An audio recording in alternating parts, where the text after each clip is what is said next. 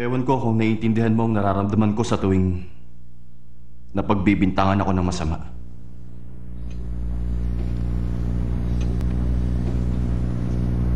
Ibinigay ko na nga ang lahat pero wala pa rin siyang tiwala. Naisip ko nga, baka ayaw niya talaga akong pagkatiwalaan. Kaya wala siyang pakialam sa akin. Ano ba talagang gusto mong sabihin? Pwede bang diretsuhin mo na ako? Siguro nga panahon na para magkatapatan tayo.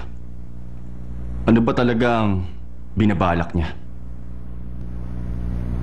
Sino ba ang balak niyang gawing presidente ng Wunamjung?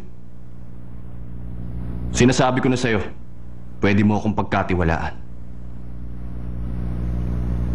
Alam mo, kung meron man taong nakakaalam ng Wunamjung mula sa kusina hanggang sa opisina, walang iba yung kundi ako. Mas magagawa akong trabaho na maayos. Higit pa sa mga naunang CEO ng kumpanya. Alam ko naman yon. Kaya lang, may ibang tao na siyang napili para maging CEO. At sino naman yan?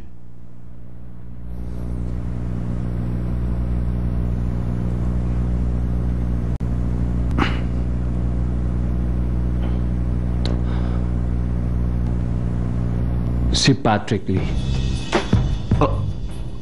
Ano? Si Patrick Lee? Bakit sa kanya iiwan ang Wunamjung? Sa kadahilan ng apo siya ng Royal Chef. Sapat ng qualification yon para sa plano ni Chairman na gawing international ang Wunamjung.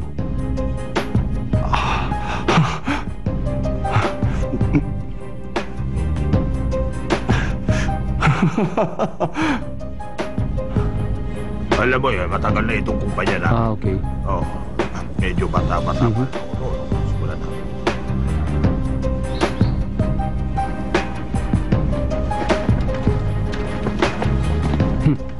Dumating na ang puwersa ng kadiliman. Ay, ano na kaya mangyayari sa atin? Hanggang ngayon ba hindi mo pa naiintindihan? Katapusan na ng mga buhay natin dito.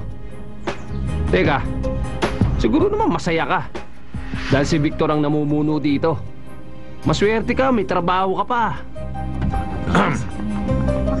Kahit na nagpalit na tayo ng presidente, ang kasalukuyang posisyon ninyo, ako na ang bahala.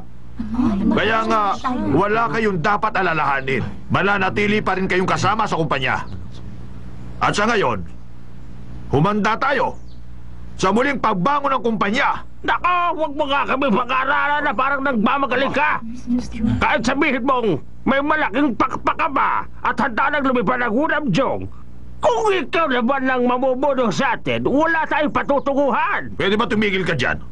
At saka anong ginagawa mo rito? Sino ka ba sa akala mo? Wala kang karapatang gawin yan. Wala kang karapatang sabihan ako ng ganyan. Bakit? Apektado ka ba? Kayong dalawa, ilabas niyo yan. Sir, pasensya na ho kayo. Lumayo kayo, huwag niyo akong hawakan. Sige na ho. Ilabas niyo na yan. At siguraduhin ninyo, hindi na yan Lumayo makakabalik. ako, baka walang hiya kayo. Bisiwan niyo ako. Siya na, sir. Tayo na. Ano ba? Sabi, bisiwan niyo ako at titigas sa ulo niya. Hoy! Bitiwan niyo siya! Papa, ano ba kayo? Ayos lang po ba kayo? Paalisin mo na siya. Masyado na siyang pabigat. Hindi na siya nakakatulong sa atin. Panahon na siguro para mawala siya. Matapos mong sirain ang lahat, ano pa bang gusto mo? Hindi mo ba talaga kami titigilan? Ano ka mo?